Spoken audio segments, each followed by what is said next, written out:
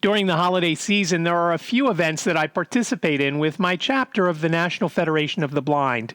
In this Christmas episode of the iCantCU podcast, I'll tell you about them and tell you a couple of funny stories from holidays when I was growing up. From Studio C, welcome to the iCantCU podcast with David.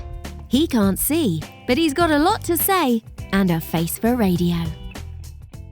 Hello there, and welcome to episode 54 of the iCantCU podcast. My name is David, at David Benj on all the socials. Happy Hanukkah, Merry Christmas, and all that good stuff, as Liz's dad used to say. And in this episode of the iCantCU podcast, I want to tell you about a couple of events that I participated in over the last couple of weeks with my Keystone chapter of the National Federation of the Blind of Pennsylvania. And I'll also talk about a few stories from when I was a kid. Growing up during the holiday season. As I had mentioned in my last episode about my mom had converted to Judaism. So while I was raised Jewish, I had relatives that lived close by that were still Catholic. So for Christmas Eve, I would go over there and spend the night. They had the Christmas tree and all the cool decorations that I loved and wish we had at my house with the lights on the outside and decorations and lights on the inside. And it was a lot of fun. I liked doing that, and I got the best of both worlds. As I think back to lighting the menorah during Hanukkah, I guess my parents were a little hesitant to let me do it, probably for the longest time. But they first started to let me do it. They would hold my hand as I, lit the first candle, and then would light each successive day. I guess they probably breathed a sigh of relief on the first day or two because there were only a couple of candles to light. But by day 8, I'm sure it was. They were probably a little concerned. And the best Hanukkah story that I have from when I was growing up was, again, probably somewhere between 8 and 11. I was lighting the candles, but again, because I can't see, I was holding the candle close so I could see it and getting close to the other ones that I had to light. Well, of course, when you do that, I did have hair then, unlike now. Now it wouldn't have been an issue. But I singed the front of my hair right in the front of my forehead, right in the center. And I remember my parents getting a little upset. And of course, while it was a little frustrating then for both them and me, I look back now and kind of laugh at it. And it is kind of funny, I think. And as far as Christmas goes, thinking back to when I was a kid, and I'm assuming a lot of communities do this.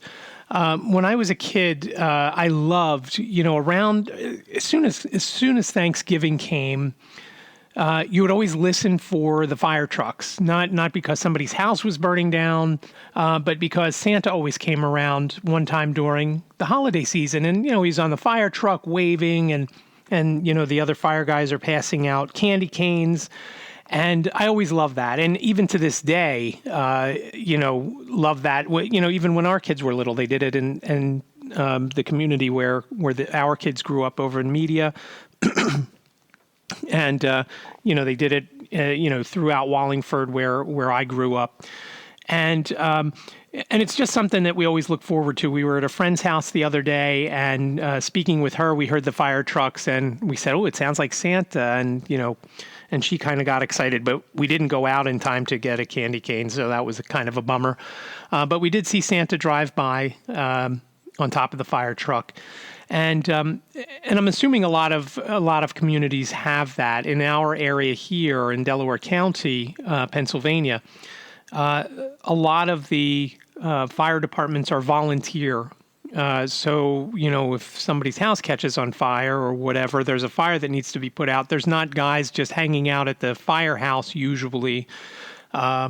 So, they get this call, then they rush either to the fire or to the firehouse. I'm not quite sure. I guess if they're closer to the one, they go there. I don't know how it works. And I should know because I have a friend or two that were volunteer firemen, when I was in high school and in college. The best story that I could think of with watching the, waiting for Santa, and now the way they do it, my sister-in-law still lives over in the community where I grew up in Wallingford. they actually have a newsletter, and they say this is when we're going to come around on the fire trucks, and here's the route that we're going to take. So you kind of have an idea. Back when I was growing up, sometimes it was on the weekends, sometimes it was at night. This particular year, and who knows, it may have even been the same year that I singed my hair in the in the Hanukkah candle mishap. I remember I was sitting in the bathtub, and again, I was, I wasn't a teenager yet, probably, first, second, or third grade-ish. And I heard the fire trucks, and I didn't think too much of it. And my mom came in, and she said, "I think Santa's coming." And I said, "Oh, but I'm in the bath." And then sure enough, a minute or two later, she comes back in. She says, "Yeah, he's coming, get out of the bath." I said, "But, what am I going to do? I'm not going to be dried off in time. Put on my robe." And my mom's robe was this pink lady's robe. I'm like, "Mom, I'm not wearing that. I'm not going outside in the cold in that." She's like, "Do you want a candy cane and to see Santa?" And I said, "Yep." And she said, "All right, put it on." And I said, "Okay." So there I am out on my front lawn with all my friends around outside coming over to talk to me. I am shivering because it was cold. I'm just in this robe. I don't have shoes on. I don't have socks on. I'm literally just in the robe. But I got my candy cane. I got to wave to Santa, and then I went back in, and I kind of think I just dried off after that, and the bath was done. But I will always remember that. And I thought of that recently when I was talking to my friend Bob, and he was saying how Santa went around his house, and he lives in the house now that he grew up in since his mom had passed. He went back in, and he lives there with his family. So lo and behold, he's in there, and he hears the fire trucks, and he and his kids go outside, and his wife, I'm assuming, as well. They go outside, and then he sees one of our other friends named Mickey, and they talk for a little bit. And I thought, wow, that is just so cool. I'm sure Bob went out many times as a kid right there on his street in Wallingford. And I just thought, wow, that, and with all the stuff with my mom and thinking about me putting on her robe, it just kind of, and I may have mentioned it in the episode 53, about it, but just thinking about my mom and thinking about different stories, and when I spoke to him, it just brought it all back, and I brought that memory just popped right out, and it was just funny standing there on my front lawn with my friends talking to me, and for some reason I don't remember them ridiculing me too much and poking fun at me wearing the pink robe. I mean, I guess it was Santa Claus and it was a candy cane, so. Again, my dad had a supermarket. He could have brought me any candy cane I wanted, but it's different, you're getting it from the fire guys and waving to Santa as he drives by with the sirens blaring. So I hope that in your communities, I hope they have something like that for you and your kids, because again, I always remember those and always loved those and thought how cool that was. And again, with Santa, as I grew up, my cousin who lived close by with my mom's sister, my aunt, he was a little chunky, and there were a few years I remember helping him at their church. He was Santa Claus. He was perfect for it because he had the right build. And I just remember thinking, this is so cool doing this. Now, unfortunately, I didn't get an elf costume. I was just I was an elf in street clothes. So it was just a lot of fun. And I'm glad I got to do both sides, to do the Hanukkah stuff and as well as to do the Christmas stuff. And that was a lot of fun. Now, at the Keystone chapter of the National Federation of the Blind of Pennsylvania, and I'm probably just going to call that the NFB of PA or the NFB of Pennsylvania from here on out, because it's long and a lot. But we do a few things. One of the things, and I hadn't participated in it at all yet. And one of the things that we do, there's a school called St. Lucie Day School for children who are blind and visually impaired. And we do a few things with them throughout the year. When they have the 8th graders graduate and go on to high school, we usually provide a gift card and just a card wishing them well in high school. And the other thing that we do, one of the other main things that we do is at Christmas time, we buy all the kids in the school gifts. And I don't know how many kids there are, maybe 40 or so. So that's one of the things that we like to raise money for. We raise money and then we go and we get the kids gifts. And I'll tell you a funny story about the gifts in a second. This was the first year I participated in this, and I was lucky because we scheduled it for the 19th of December, and it happened to be the day after Liz had finished at her school, so she was able to help. And it really worked out because it turns out that one of the other people in our group who was supposed to go had some other commitment that he had forgotten about, and a couple of the other people that were supposed to go, one of them was sick, so they didn't come. So it ended up only being Liz and I. And sometimes we do a pizza party for the kids. Sometimes we do just candy canes and maybe a soft pretzel. This year, the idea was going to be candy canes and soft pretzels, but we couldn't find, we were trying to find those plastic candy canes that are filled with candy, and we couldn't find big enough ones to make it worthwhile, so we decided to get cupcakes.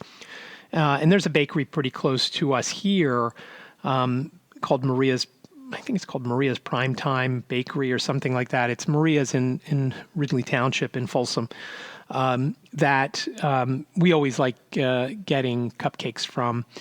And so we stopped there on the way, and it was a good, 35, 40 minutes away where we had to go because it's in North Philadelphia, so it's not close. And for me to have gone with the cupcakes, it would have been tricky to go on a couple of forms of public transport and then, a few blocks walk from the Market Frankfurt line.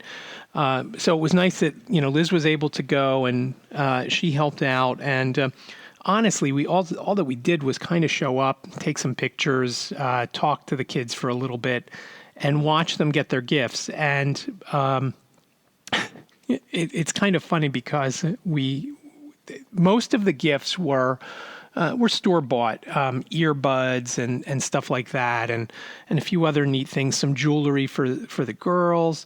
A couple of the kids got knitted hats and scarves made by one of the members of our group, and this one little girl was just not happy with it, and she was. Generally, everyone was happy, but the one that Liz noticed that was not happy was, she was really not happy about the scarf and the hat, and it was just it was both kind of sad and both kind of, as well as kind of funny, and there was another kid, and I don't recall the girl's name, and I don't recall there was another kid who couldn't participate. He sat in the principal's office, so not only didn't he get his gift, and I'm hoping that by the time he went home, they gave him his gift, but I don't know for sure, and I'll have to check in and see. One thing that I can tell you, he did not get a cupcake. We did the cupcakes after everybody went back to their classroom, and then Liz and I got to go into each classroom and deliver the cupcakes and give the kids and the teachers the cupcakes that they wanted. But it was nice to see, again, everybody in the school has some sort of vision issue, and I know there's a few kids that have hearing issues. And I think the ones that are there that have hearing issues only have hearing issues. So, and it was only a handful, maybe 4 or 5. But it's interesting to see a whole school like that, because when I was a kid growing up and I was in elementary school, I participated both in a normal class with sighted kids as well as I don't remember what they called it. Basically, it was a resource room with other blind and visually impaired kids. So some of the day I spent in my regular, let's say, 3rd grade class, and then for some time I went back to the visual resource room, and I worked on, if I needed help with something, I would work on that with the teachers in there, and as each year in school, I went to that room less and less and less, that by the time I was in 5th grade, it was very infrequent that I went there. At the beginning it started in second grade. In first grade, the person came to me, and then they lumped us all together into one room. And, and I had friends in both classes, both in the visual resource room as well as the regular classroom. So there was not a big difference with, I didn't say, I have my friend who's blind and my friend who's normal vision. Billy might have been in the one class and Richard might have been in the other class. And in a couple of instances, my friend John, he and I were in the same class usually. So, or at least the same grade. Sometimes we weren't in the same class, outside of the resource room. But we were usually working on the same thing. So if we were in different classrooms, we still worked on the same thing, maybe together in the resource room. And it was just a great way of, getting into a normal classroom situation without having the teacher to take time, or I never needed an aide to come and help me. And, I just, at that time, my vision, while it wasn't great, I could still see. So, I sat near the front of the class, if not in the front row. And I think at that point I could still see the chalkboard. And I know now they don't have the chalkboard, and that's a whole other story. But it was interesting to see the whole class like this at St. Lucy's. In some instances, there were a couple of grades in each room, like in fourth and fifth grade, I believe they were together. And, not very dissimilar from where Liz teaches at the Walden School, where grades 1 and 2 are together, 3 and 4, 5 and 6, and 7 and 8. And, it's always meant for the older kids to help the younger kids, whether that always happens. And I don't know that at St. Lucy it's like that, but it is a way for the kids to help one another and become more independent, which, when you can't see is a lot more important, that they get that independence so they are comfortable of doing things on their own as they get older. And I guess that's the key. But just to see these kids get the gifts and how excited they were, and it was just awesome. It was an awesome time to see that, and I really enjoyed going. And I think Liz did as well. And to give them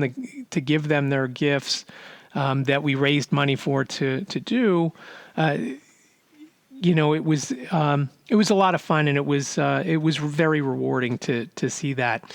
So one of the ways that we raise money at the Keystone chapter is we do every holiday season, we do this gift wrapping. And if you're in any kind of organization that wants to raise money, Barnes & Noble offers a great way to do it. And they have this gift wrapping station. Now, because the Keystone chapter is based in Philadelphia, we always do the Barnes & Noble right off of Rittenhouse Square at 18th and Walnut in Center City. And, we've done it where Liz and I have been with another member of the chapter, and we made like $20 after 4 hours. And then last year they moved the gift wrapping station from the inside of the store into the vestibule. And I don't know if you're familiar with Barnes & Noble, a lot of times at the Barnes & Noble stores, they'll have either clearance stuff or stuff they're trying to push that maybe aren't books, but maybe popular at the time. They'll put that stuff in the vestibule, so you'll see it as you walk in. And you may pick that up and take it to the register once you're ready to check out. So in this Barnes & Noble, one side had those cool gifts that I was talking about. They had a tabletop trebuchet and a couple other cool things over there that Liz was telling me about. And actually, I don't know that it was a trebuchet. It might have been a catapult. Whatever it was, something like that. And then on the other side of the vestibule was a table that had 4 different giant rolls of gift wrapping in these metal holders with an edge to cut them, although Liz was having trouble, ripping the paper straight and not having it tear. They provide the tape. They provide just about everything you need. We bring, other brochures and printed materials. And one of the things that a lot of people like that we hand out are these Braille alphabet cards. And they're kind of cool because not only does it show you the different letters, and again, it doesn't show you, you have to feel it. But at the bottom of the card, there's a word, so you have to figure out after you can feel it, and then you kind of go and see what it says by finding the corresponding letters up in the alphabet section. And, it's usually, I don't think it's a phrase, I think it's just one word. And I believe there are several different words on the cards. They're not all the same word. So, we were there, our shift, this year we were able to get 2 days, December 15th and December 23rd.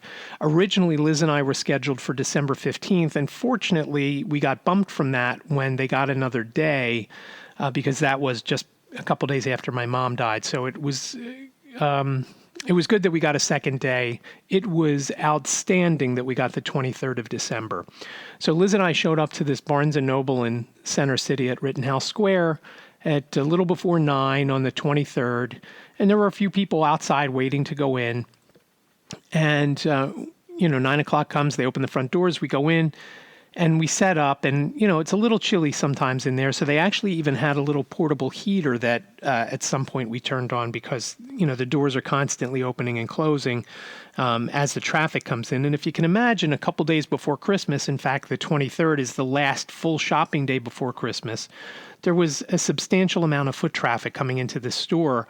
It's too late to order stuff online. And it was just a great day to do this. So Liz and I wrapped presents for a little over 4 hours. And when I say Liz and I, Liz probably did the majority. I did the overflow when she was also busy. But when she wasn't busy, she was the one doing it because it has nothing to do. This has nothing to do with my vision, maybe a little to do with the psoriatic arthritis, and maybe a lot to do with I'm a guy that. I'm a guy. And mine, I'm sure didn't look nearly as good as hers. And there were times that I might, start on one and then she would finish it as she finished up, the other ones. But basically we do it for free and, we just request a donation, and you don't have to donate money. We'll do it for you no matter what.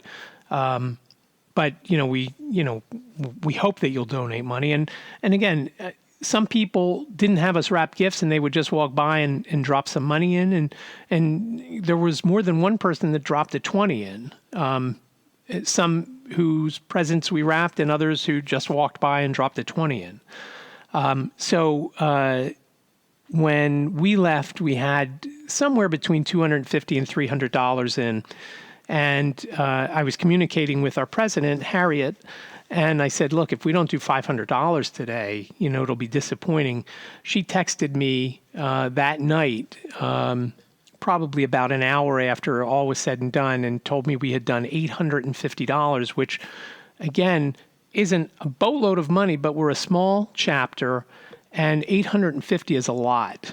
That is really meaningful. And to make that kind of money made it all worthwhile sitting there and, spending, 4 to 5 hours. And by the time we left, we were there for 5 hours. By the time we, talked to the people who relieved us and went up and went to the bathroom because we were holding it in the whole time we were there because it was so busy.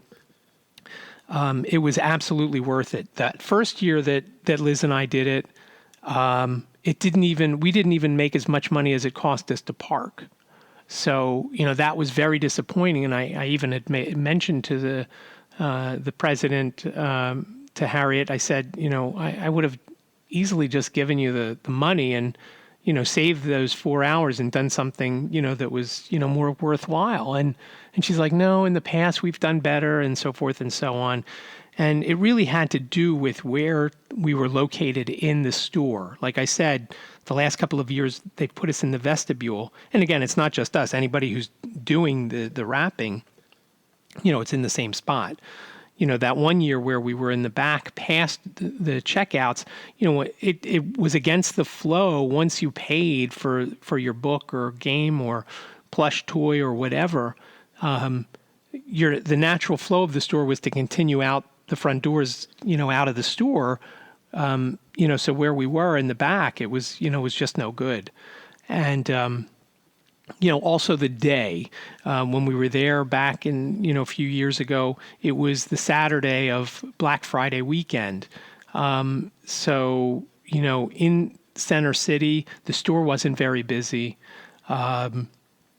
We were in a bad location in the store. And again, the 23rd of December, if you can imagine, when we left at 2:00, the day we did it, the checkout line was, wrapping through the store. I mean, there was, a lot of people in it, and it just made for an outstanding day for us. And and that's one of the things that is so awesome to raise money for. Is I'm thinking as we're collecting this money, we can do more stuff with St. Lucie. And I had mentioned that to Harriet, that it would be fun instead of just doing the 2 events if we did 4. As I had mentioned earlier, we do this Christmas time event with St. Lucie, and then one at, graduation time where we give the gift cards and, cards, to the kids who are graduating. And, it'd be awesome to be able to do more things with them. And to do that, we have to do more fundraising and find different ways to, and creative ways sometimes to raise money, to do things like that, as well as to do other things to help, maybe not necessarily blind kids, but blind adults. And so hopefully we'll continue to get something closer to Christmas at the Barnes & Noble, and we'll be able to raise some more money so that we can do more things with St. Lucie throughout the year. And we do some other fundraising and outreach events that, can help. So there's word that the person who is the treasurer now of our chapter will not be running again, and she's done it for quite a while. And her name is Pat, and she's done a great job as treasurer. And one of the, I don't want to call it neat things, but one of the things that amazes me with her is she doesn't have a computer. I believe she doesn't have a cell phone. And so everything she does it the old school way. And the next person who is treasurer, who I've been asked to do it, so it may be me. One of the things that, they're going to have to do is to probably upgrade and do it electronically, as well as set up ways to donate electronically. It's great that, you can send a check, and I'll put a link on the show notes page where you can send a check in if you want. But it's so much easier, obviously, if you can click a button and type a couple of things in, and you'd be done. It just would prove to be easier, as it's shown from my my birthday fundraiser that I did for the National Federation of the Blind of Pennsylvania. That wasn't for our chapter; that was for our state affiliate. Which that's also important to have money for, because that money goes for, to help blind folks, but it also helps, pay the rent in our offices and, provide transportation to certain events that we need to participate in and things like that. So, we have to do something to get money electronically to enable us to do more things, again, for St. Lucie and other blind organizations and, to help other blind folks out. And again, I'll have the mailing address. So if you do want to write a check to the Keystone chapter of the National Federation of the Blind of Pennsylvania, I'll have that information on the show notes page. And I hope you've enjoyed me reliving Christmas and Hanukkah's past. Again, it's I have a lot of great memories from over the years, and then making new ones now with the things at St. Lucie and the gift wrapping and stuff like that with our chapter. And I really do appreciate you listening to episode 54 of the iCantCU podcast. Again, I'd appreciate it if you rate and reviewed it over on Apple Podcast or wherever you listen. And if you haven't already, please click that subscribe button so you don't miss an episode. And again, I wish you a Merry Christmas, a Happy Hanukkah, and a Happy 2020 coming up in another week. For now, I am David, at David Benge on all the socials. Enjoy the rest of the holiday season. Thank you for listening to the iCantCU podcast. Follow David on Twitter. He is at David Benge.